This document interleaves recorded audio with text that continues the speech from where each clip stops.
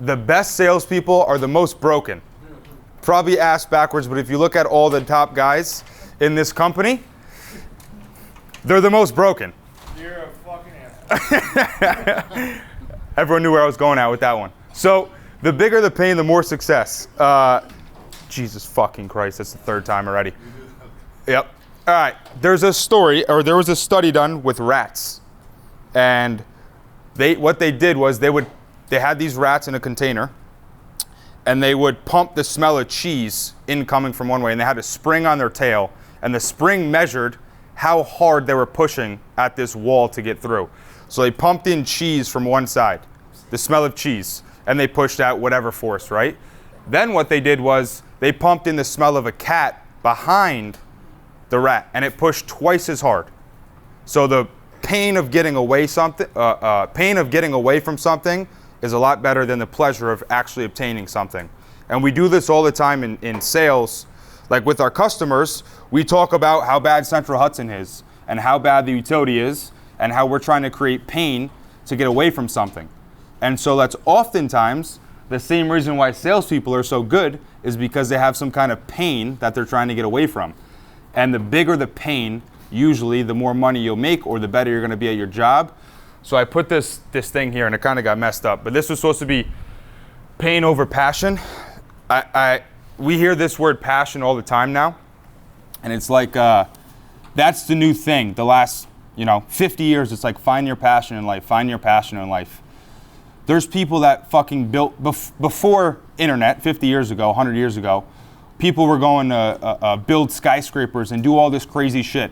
They weren't passionate about building skyscrapers, and they'd work 18 hours a day, Passion's this newfound word that you think you're gonna get out of college. We go to college to get a degree about something we think we're passionate about, and how many people actually use that degree for what they went to school with? Nobody, because you're not Sky did? You're not gonna find your passion. You're not gonna find your passion at 18 years old when you haven't even experienced the world yet. You have nothing you've done to know what you actually want to do in life. So a lot of the times, just find what you don't want and then go away from that. Like, I want freedom, and it just happens to be that this job can get you a lot of money, which equals freedom, and I like selling on freedom because we're freeing ourselves from the utility company. So for me, it was like it all kind of worked out perfectly, but I didn't come to this job because I'm like, I love the earth. I don't give a fuck. I came to this job because it has freedom and it makes me money, and there's a lot of good things that come with it. But I can guarantee if you go to find a job in your passion, it's usually not going to get you to where you want to go because the things we're passionate about don't have enough. It's not enough to pull us. You got to run away from the pain that you have. So go to the next slide. All right. This is another thing that some of you may have seen. I don't know if you guys follow Alex Hormozy, but there's 3 traits of hyper successful people. The first one is massive insecurity. Who would say, raise your hand if you're insecure in this company? Massive insecurity. Most salespeople have massive insecurity. They never feel like they're enough. They're always trying to do more. They're always upset with themselves no matter how hard they work. They never think they worked hard enough. That is a trait of someone who is extremely successful. Number 2 is superiority complex. So not only do they not think they're enough, then they think they're better and deserve more than everyone else. How many people think that? Okay, so these 2 things, and I don't know what I put here, it got cut off, but these 3 things, impulse control, so staying focused for long enough. These 3 things are, I forget how they got it, but it was some other study about like, they went and reviewed Jeff Bezos and all these big guys. And I will tell you, there is no way that Jeff Bezos gets to where he is because he's passionate about selling books. I promise you that's not why he got to the richest man in the world.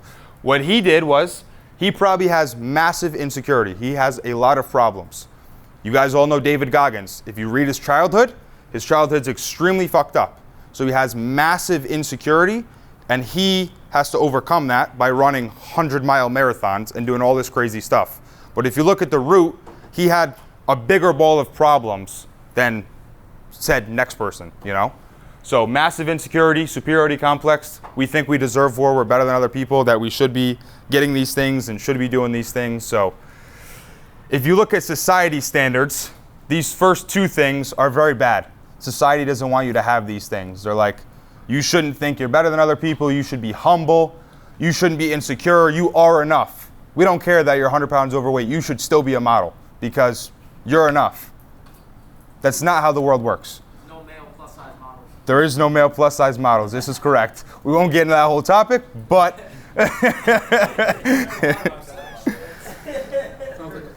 you have to, my point is, from the last slide too, and this kind of goes into this, but you have to hate your current situation. Like, everyone has what I call action threshold. For some people, and weight is just the easy example because we all work out or we all want to, or we all want a better body. For some people, for bodybuilders, when they get to 8% body fat, that is their threshold. They're like, fuck it, I'm not eating anything for the next 2 months. For some people, it's 100 pounds overweight. For some people, it's they don't fit in their favorite shirt. There's some kind of threshold where you hit where you just have to now get back to wherever you need to get to, you know? And it's the same for work, same for money. There is some threshold where you hate your current situation enough to say, fuck it, I'm gonna go knock on doors. And that's, if you look at all the top guys in this room, and I'm not gonna give people's stories out, but there's a lot of guys, like my father. My father was in car sales for 24 years. One day, his boss said something, and he was like, that's it, I've had enough. After 24 years, he said, fuck you, and fuck you. He cleaned out his desk, and he walked out the same day. It had to take enough of him hating his situation to go, screw this, I'm going to do something else. Gilles talked about it before, but he had his house on the foreclosure block, and he had all these problems, and he had no other choice but to say, I have nothing to lose. I have to go do this because my situation sucks. So again, oftentimes we're trying to run for this pleasure of like, I want to make $300,000 in a year, or I want this car, or I want that car, I want these things. It's a lot harder to go after something just because you want it. It's a lot easier to run away from something that you don't want to be a part of. So for yourself, you have to go find out, what do I not want to be? What do I not want to be known as? I was just reading this book the other day, and it was saying, and actually I heard it too on Alex Hormozzi's podcast yesterday. He was saying, are you a wantrepreneur or are you an entrepreneur? And like, do you want to do this, or are you dying to do this? Do you have no other choice but to go out and do this? And that's why you've all heard us say we don't hire part-time people. You will not be good at this job until it is your only fucking option to be good at this job. Because you have burned the boats and you have no other choice to go out and make it happen. That's because now the pain is, if I don't get successful at this, I have no money coming in. So now you're gonna run away from that pain and you're gonna go put up 38 appointments in a fucking week because he quit a vice president job and said, I have to now go make money or else I will have no money and I can't go back to my old job, so I have to make this work. You guys get what I'm saying there with the pain versus the pleasure? Okay. And then last thing, we'll go to the next slide, impulse control. This is big. This is very, very big, especially after you've been here for 2 years and you got $150,000 in the bank. Everyone wants to go reinvent the wheel or find out the new way to go sell solar or find the new business opportunity that they're gonna buy that they swear to God isn't gonna take any time away from what they're doing now. They swear they can magically do 2 things at once. Has anyone ever seen The Matrix? You guys know The Matrix? You know the girl in the red dress? Does everyone remember that from The Matrix? So they did a simulation in The Matrix. They did a simulation, and it was Keanu Reeves. They have a simulation of all these people walking one way, and then there's a girl in the red dress, and Neo is talking to him, trying to get his attention, and he's staring at the girl in the red dress. He turns around, looks at Neo, and looks back, and the girl in the red dress was an agent with a gun pointed to his head. And then it gets harder, or we're not going to get on the whole thing about the Matrix, but essentially what he's saying is he's focused on trying to not get killed, and he sees a girl in the red dress, and it takes his focus off of everything else going on, and when he turns back around, there's a man with a gun there. So as you get more and more successful, the red dresses turn from a girl that's a 4 to now, once you have $500,000 in the bank, the red dress is a 11 out of 10, and it's hard to not go find that shiny object or do the next cool thing or go open up a new business or whatever it is. So as you increase in levels, you have to be aware of the woman in the red dress and beware of the impulse control. If you stay on a task long enough, I promise you, if you just started with this company and you knocked on 20 doors a day, for the next 3 months, and you come back to me after 3 months and you are not better than where you are, better than your situation 3 months from now, I will give you all the money you've wasted. I'll give you every dollar, every gas, whatever it is. Because there's no way to stay on something for long enough and not get good. So if you do this for 3 months, 6 months, a year, 2 years, 3 years, the longer out you go, the longer you stay focused on one thing, the better you become. Like, Tom Brady is not special. The only reason he's good at throwing a football is because he's thrown a football a lot more times than you've thrown a football. That's literally it. He's an ordinary person that did one thing an extraordinary amount of times, which made him Tom Brady, which made him win 7 Super Bowls. But he was born never throwing a football, just like we all were. So we were all born never sitting at a presentation, and then you come and you sat at 3 presentations, you go to your manager, and you're like, hey, I don't know why I'm not closing. Well, you sit at 1 presentation a week. How are you supposed to get good? So there's no special ingredient. Do one thing long enough, and all of a sudden, you're good at it. Go ahead. All right, this is a good one. This is what I want to get into. Okay, so define success. I saw a statistic somewhere online. I don't know if it's true, but 70% of people do not even know what success means to them. So success is not a noun. It's whatever you define it as. It's your own belief system of what success means. For some people, it's a Lamborghini. For some people, like I said, the action threshold, you have a success threshold. For some people, when they get to $200,000 a year, they're successful and they don't feel the need to work. For some, it's $1 million. For some, it's $10 million. For some, it's just a nice house. For some, it's to pay their bills. It's all different. So what I want everyone to do, we're going to take 60 seconds, and I want you to write down what success actually means to you.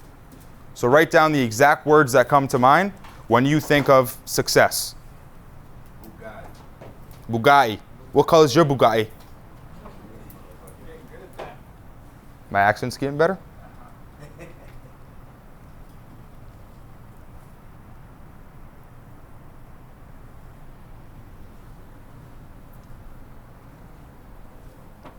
H2O. I got Nick McRae on it, you see? Oh, man. You gotta get sponsored. I'm out more. I got Tony on it. What's that?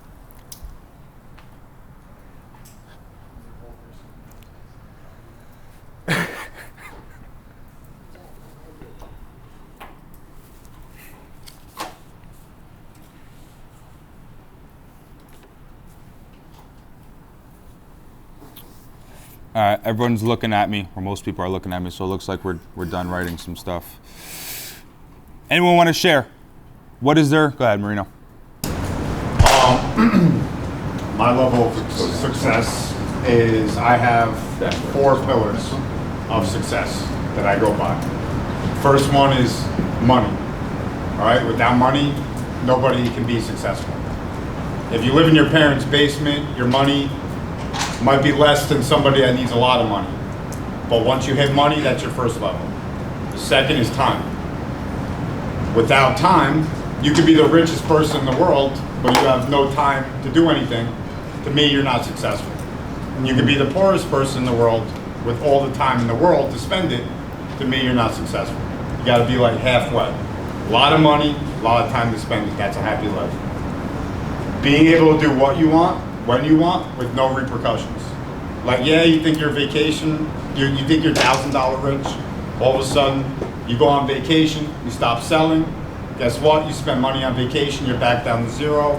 Yeah, you had a nice vacation, to me that's not success. The fourth is being able to help others, right?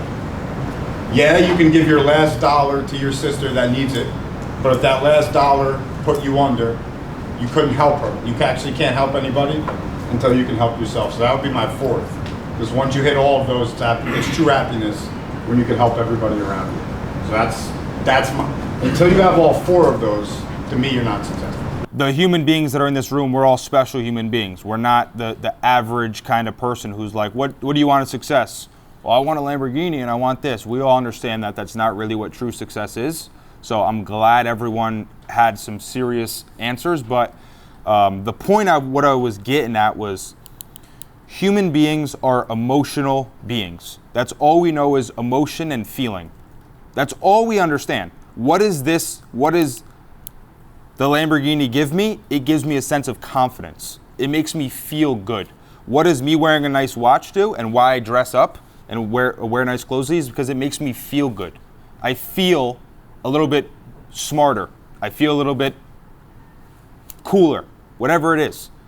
Same with all the things of the money, the freedom. All we're solving for is feelings that we want to have. So if you are already having those feelings of freedom, of confidence, of gratefulness, of happiness, of helping people, what I want to get across to you is that you're already successful. By your own definition of what you mean, if you extrapolate it all the way down to at the core of what it means, you're already winning. You already are successful. No, I don't think any of us, or maybe the guys who didn't share, maybe they wrote Lamborghinis and shit, which is okay, but all the sense of emotions we're talking about, if you're already doing the things that are on that path, you're already there. The first thing I have on here is the goalposts are always going to move. Goalposts are always going to move. In the beginning, to fucking be successful is to have 10 grand. Then you have 10 grand, now I want 100. Then you got 100, you hear Andrew just say a million's not a lot of money. It's not, it really isn't, but it's the fact of the matter is the goalposts are always moving. So you have to define your own success as what it means to you, and all it ever means is a certain emotional state that you're trying to get to, and you think that when you get to X or when you have X, you're gonna feel some different type of way. But I will tell you, because I've knocked a lot of goals off my list that I've always wanted to have, every time you get to it, it's not what it is. It never is. It's the emotion that you're chasing. So if you're having that emotion already, and you're doing the things that are getting you there, you already are successful by your own definition. So what you should define success as is everything we just said. And then you're already doing it, so therefore you're already there. So that is success. And what Ryan said is a good point, like what even is success, what even is failure? It's whatever you determine it as. So who we are is not our fault, but it is our responsibility. Like the shit you've gone through in your life, if you feel that because you come from X, Y, and Z background, why you can't be successful, there's probably validation to that point. Like you probably have a fair argument for that. But the fact of the matter is it's still a belief system that you created in your head. So for example, and take this with a grain of salt, I know this is kind of deep and unsettling, but if a 40-year-old man sleeps with a 15-year-old woman, today, jail, scumbag, that 15-year-old has trauma in her life, that is 100% wrong. But if you did that 1,000 years ago, that was the normal. There was no trauma involved with that at all. That is the complete normal. So therefore, trauma is our belief system that we're making out to say, oh, I went through trauma. Oh, I was knocked on doors and people said no to me, so my life is hard. That's made up in your head. You telling yourself that that's hard when in reality, it just is. There is no after the fact. Like it just is, and that's it. You go to work because. There doesn't need to be a because. That's your job. You go to work and you do this. You do these things because it makes you feel a type of way, and it just is. There is no more on top of it. So what Ryan was saying, because I went on a little side tangent there, but what Ryan is saying is like, what is success, what is failure? Does it actually really mean anything? Not really. It is whatever you define it as, and then you can go achieve it. You follow me? So anyway, success is the experience of doing the things that you want to do enough times to see the outputs of your behavior. So like what I was saying before with Tom Brady. Tom Brady is only so goddamn good because he's thrown a football way more times than any of us have in this room have. Tiger Woods, same thing. Michael Jordan, same thing. I was just watching actually The Last Dance. How many people saw The Last Dance with Michael Jordan? Insane. And from my first slide about how the most successful people are the most screwed up, there was this thing I saw where it's like, all heroes don't have anything that all of your heroes don't have anything that you don't have. They just don't have an off button. So like Michael Jordan, again, same thing. If you look at him, he had an interview with Tony Robbins and he spoke about what he does. And he's like, every day, I just demand more out of myself than anyone else does. That's it. He literally is just like, I don't want to lose, so I'm going to do more of the things that make me good. So again, for example, for this job, if you don't want to lose, talk to more people. Go knock on more doors. Go sell more solar. And then magically, you have more of what you want, which is success, which is the feelings of success and the feelings that you feel, you know? So anyway, lastly, I actually did put it here. I didn't even know. All your heroes are not special. They've just done enough times to be considered extraordinary. So you can, whatever, I just put a story about this too the other day on my Instagram. Like whatever emotion you love is the one you're going to find all the time. So when you're depressed or you aren't happy with your life, you somehow always seem to find that emotion no matter what. You always go back. That's your homeostasis. That is your normal emotion of like, I am a loser, I am a failure, I'm not good, I am good, I'm great. All of that stuff is a belief statement. You're making I am statements, which is none of it is fact. So you can choose to change it at any moment and now change it and say, I am good at selling solar. And then you go do it, and then all of a sudden, you're actually good now. And another thing that Alex Hormozzi said was being confident or succeeding is not yelling affirmations at a mirror, it's outworking the self-doubt you have. So it's stacking enough self-work and enough good things happening to change your thought process on who you actually are. 3 years ago, if you'd asked me if I was making this kind of money selling this solar, I would have never thought. And I'm sure 99% of people in this room, 4 years ago, 5 years ago, 6 years ago, would have never said, today I'll be sitting in a room at a sales conference with $150,000 in my bank account and another $200,000 in notes receivable this year, and all the shit I ever thought of. 4 years ago, did anyone think they'd be in that position, making $500,000 a year? Probably not. So it's a reality as soon as you assume and make it a reality. Go ahead, go to the next slide. All right. So, beliefs and actions. You want to get really good at selling solar, you just started out, it's your first month here, go collect 1,000 no's and then come back to me and tell me if you're better or not than when you started. You want to get even better than those people, go collect 2,000 no's and then come back to me when you're done. You have to make unreasonable affirmations to yourself. Like we talk about motivation all the time, and you've heard the saying, action comes first, then comes motivation, not the other way around. First, you got to go do the thing, and then it becomes the motivation. You have to give yourself negative motivation like you do with the customer. You talk to the customer, you say, this is the situation you're currently in. This is what's going to happen if you don't get here. So that's why you need to buy solar before you get to this point, correct? We say that to customers. This is what's going on with the utility. This is what's going on with the grid. If you don't fix this, then eventually you'll be here. Do the same thing for yourself. If I do not choose to go knock on doors today and choose to do X, Y, Z things, then in 3 years I will be here, which is not where I want to be. Again, we will go away from pain much quicker and faster than we'll go towards pleasure. So use it to yourself. If I don't do this today, then tomorrow I can't get this. That was what Ben was saying. He gives himself little treats throughout the day to keep him on task and to do things. It's the same thing, but the other way around. You have to use negative motivation, pain on yourself, just like you do with other people. If you're where you are because of your decisions. If you're not happy than where you are, then go back and agitate some more pain in yourself. Like, again, action threshold.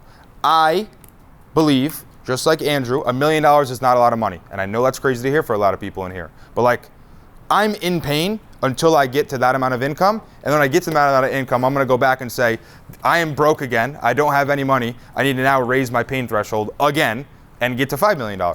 And that's all it is. For some people, it's 100 grand, 200 grand, 300 grand, whatever it is, that's fine. Solve for your own optimization and your own problems and your own insecurities. But my insecurities, that's what they tell me. They tell me I want to get the biggest, the most amount of money, the most amount of freedom, the most amount of influence. That's what I want to do. And so then I solve for that equation. So again, you can create that. Go ahead. You wanted to say something, Noel? It made me think of the dog on the porch with the nail. Yeah, that Mark Sony told us. Yeah, it's exactly what it is. I said it, I think, in another slide at the beginning when it was like, change only happens when the pain of change is more than the situation of worry. Becomes more the fear of letting go. Correct, exactly. So that's how this works. If your situation isn't bad enough, then go make it worse, or just be comfortable where you are. Like a lot of the shit I'm saying, and a lot of times, listen, if you're comfortable where you are, then you don't need to listen to any of this. There is no, all right, I'm going to get off on another little tangent, but there is no should or have to. There is no should or have to. You don't have to go to work. You should be in shape. Says who? Says what? You don't have to do anything. You should be married, you should not. It doesn't matter. You decide on what you want and then go solve for that thing. So if you don't want the stress and problems and things that it takes to get to $1 million, then solve for $100,000 a year here or $200,000 a year and then go do it and don't listen to anything else. But anxiety and all this stuff and the problems we have in our life is created by that. There's two things. Either you aren't where you want to be because you're not willing to do the work yet to get there, or you are where you want to be, but the pressure of other people makes you think that you need to be different or better or more. So you have to decide what is right for you, what you're solving for, and then solve for it, and then be done. There is no should, there is no have to. That's all made up. Like, what is should? What is trauma? What I'm saying before, define trauma. Well, it's X, Y, Z. Well, maybe that's trauma to you, but it's not trauma to me. What is addiction? Maybe that's addiction to you, it's not addiction to me. It's whatever you're gonna define it as. So I know this is like deep and kind of out there, but I don't want to be a normal person, so I'm not going to do the shit that normal people do. It's very simple. I think about these things because I don't want to be stuck in the normal. That is why I do this, and that is why I talk about this. That's why I study it. That's why I listen to podcasts. That's why I read books. That's why I do all of this. Follow me? Anyway, collect 1,000 no's. Watch 100 hours of sales content. If you just got into sales and you don't know how to sell, do you think you'd be better if you watched 100 hours of sales content? Probably. So then watch 100 hours of sales content. Put it in your schedule, do it. It's that simple. You don't need to complicate these things. Like what I do, everything I do is very simple. I was not smart in school. I didn't go to college. I can't tell you all equations and shit I learned. But what I can tell you is I break it down to the ridiculous and then I just do the inputs. I can only control the inputs. I cannot control the outputs. So I can control the inputs of what I do, what I say, what I believe, how hard I work, and then the outputs will just be. I'm not doing them for the outputs. So to get on this point as well, like obviously I'm a manager, I make overrides, and I'm not afraid to say it. And oftentimes, like, you know, the people who really sell solar for this company and who are doing good, and I've said it to Jill before and he corrected me a long time ago, but I said, Jill, we were talking about something, and I'm like, dude, I've made you so much money this year. And he turns to me, he's like, don't you ever fucking say that to me. He's like, if you think that I do the things because you make me money, you are so fucking wrong, it's not even funny. It's the same for everyone else in this company. If you call all of you have probably called another teammate in this company and just said, hey, can you help me with this? And they've helped you. Unless his name was Nick, or sorry, not yet, because you just became manager today. Unless his name was Ben, Jill, or Zach, he did not make any override off of you. He did it just because he did it. So that's how this is. Like, you just do things and forget about the outputs. My mission is to help people escape the rat race and to make more money. That is why I do the thing. It is not to get the output of money. That just happens because this is what I enjoy to do. Make sense? Control the inputs, not the outputs. And last one is fuck happiness. So I've said this on my Instagram the other day, and I feel it's important to say because oftentimes you're like, I was hoping somebody would say it actually when I asked for success, but nobody did. Where they were like, I just want to be happy. I just want to do the things that make me happy. Again, what is happiness? What defines if you're happy or not? I will promise you, for the most part, every human being in here is on a 50-50 sliding scale. 50% of your life you're going to be happy, and 50% of your life you're not going to be happy. That is because shit happens in our lives, and we have the choice to look at it how we want to. So like, your cat may die, your fucking dog may die, you may have a bad day in the doors. We've probably had more bad days in the doors than good days in the doors. And we make that determine how our emotional state is. I am happy because I had a good day. I am not happy because I had a bad day. I just want to be happy. When you say that, you're creating a dissonance between happiness and you and where you are. So the equation is not to solve for happiness. The equation is not to solve for feeling good. You just do the things that you want to do. If you don't want to do them, then don't do them. But we create so much anxiety, and I'm saying this all because I went through it all myself. We create so much anxiety, so much hardship, and unnecessary things for ourselves because we're always trying to accomplish something.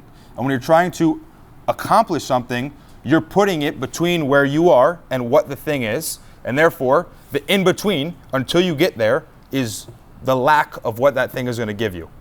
So I know that was deep, but hopefully everyone followed me on that. Yeah. If you want to get to X and you're not at X, the distance between where you are and what you said you want to get to at X is the whole problem to why so many people today have anxiety and depression higher than ever, and all the problems in our life is because you want to get to X, you're not at X, and you think that's a problem for you. You need to, like, if you ask me what my goals are, I don't know. Of course I have things I want to do and money I want to make, but I don't have goals and things, because if I write that down, it's like I'm telling the universe that until I get there, I'm not going to feel this way. Until I get to $1 million a year, I'm not going to be successful, which is totally fucking wrong. I'm already doing the things. I'm just going to get there because I'm already doing the things. You don't have to deserve success. There's a lot of bad people in the world that are successful. There's a lot of people in this world that have done way worse shit than you that have a lot more money than you, because it's not about deserving it. There is no, deserve is another word. What do you mean you deserve it? You deserve what?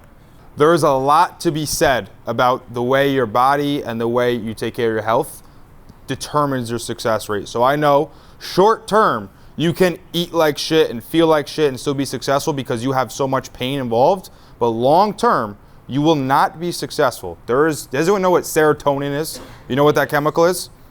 There's studies and there's things, and I know you could find anything on the internet, but there's a lot of studies and a lot of strong studies that argue all the serotonin, 95% of the serotonin is made from our stomach. Is made from a chemical makeup in our stomach, which means that serotonin is a drug for happiness. So if you are not eating right and taking care of yourself, all the happiness drug is made in your stomach. So therefore, if you're not eating right and taking care of yourself, you're not making the correct amount of serotonin for you to be happy. And in ancient times, they would say that the brain was in the stomach. That was your first brain, and your second brain was in your head. And we can all, listen, I don't know about that extensive, but how many of us have a gut feeling about shit? Why is that? We don't question it, but there's a very, very strong part, whether it's your first or second brain. Either way, your second brain is in your stomach. That's why we have gut feelings. That's why we feel a certain way when certain things happen. So you have to take care of yourself, your health, the way your diet is. And I can promise you, if you get that one thing in check, is when you start to realize other things. Like Mark Tassoni talks about this all the time. And a lot of you guys have met my coach, Mark Tassoni. He coaches a lot of us. He talks about all the shit that's in our food and how we drink fluoride at the dentist and how they put mercury in our teeth to stop our cavities and how bad that is for us. And there's all this bad shit that goes on. And I know I'm slightly off tangent, but there's all this negative shit that we put in our body. And if you were to change it for 30 days, you would realize how much it actually affects you. Like, again, our second brain is in our stomach. So if you're eating all this toxic bad shit, you realize how much it affects you when you stop eating it. And we all know this. Go one day don't eat, or one day eat good, and you know how much different you feel. So that is another big proponent of what Tony just said. Like, your health and everything around that should be number one before anything else in terms of success. The man who has his health wants many things. The man who doesn't have his health wants one thing. He wants to be healthy again. So that is slightly different than what I was talking about. But the last point I want to make is somebody was talking about funeral. Nate was talking about how he wants to just impact people's lives, have people show up at his funeral, and all this stuff. And I will tell you, and you can take this one of two ways. So I hope you take it the right way. You can take this one of two ways. Probably more than half the people in this room will not show up at your funeral in 50, 60, 70, 80 years. And probably at that point, when you're 80 years old and you have 80 close friends, 40% or 50% of them won't show up to your funeral. That is how it works. You can take that and say, well, none of this really matters, and what am I doing this for? Or you can take it as, none of this really matters, let me go do whatever I want in life. And that's how I take it. There are a lot of people who will be busy at the day of your funeral. And if not, the fucking Queen Elizabeth, when's the last time you thought about her? She was one of the most powerful figures in the world, and she died 6 months. Or Kobe Bryant, or fucking whoever it is. I don't care. Make up whatever your favorite person was that died. Kobe Bryant. When's the last time you thought about Kobe before I just said that? Never. None of that shit, yesterday, none of that shit matters. None of that shit matters. So take it as, let me go do whatever I want, whatever quote unquote is gonna make me feel good, make me feel successful. Just go do more of that, because at the end of the day, it does not matter. Should and have tos are just beliefs that we make up in our head. There is no should, there is no you have to do this, you don't have to do that. It is all whatever you decide it to be. So, I think that's all I got. I'll probably go off on another tangent if I stay up here, so that's all I got.